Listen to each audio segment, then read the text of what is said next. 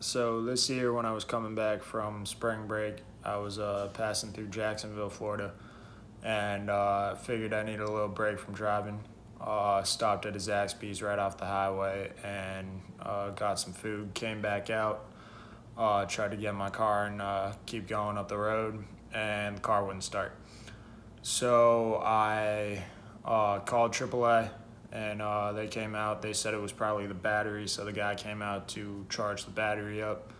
That did nothing. He said the battery was fine, so I had it towed to a Midas in Jacksonville.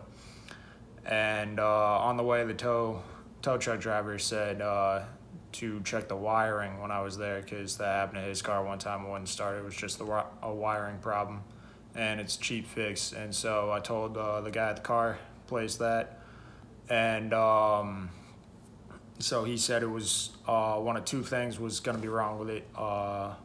Either it was the wiring, which was going to take about 5 minutes and $10 to fix, or it was the starter, which was going to take 4.5 hours and $550. And turns out it was the starter. I ended up having to stay overnight in Jacksonville because they couldn't get it in on time. They didn't have the parts. The place closed down. This all happened at like 3:30 in the afternoon. So I ended up having to find a hotel, which was borderline impossible because every hotel room in the entire city of Jacksonville was booked for some reason.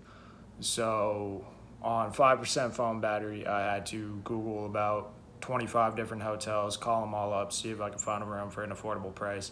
Ended up having to Uber over to a hotel, and it ended up being the sketchiest place in the world, so I had to Uber to a different hotel because I found another room.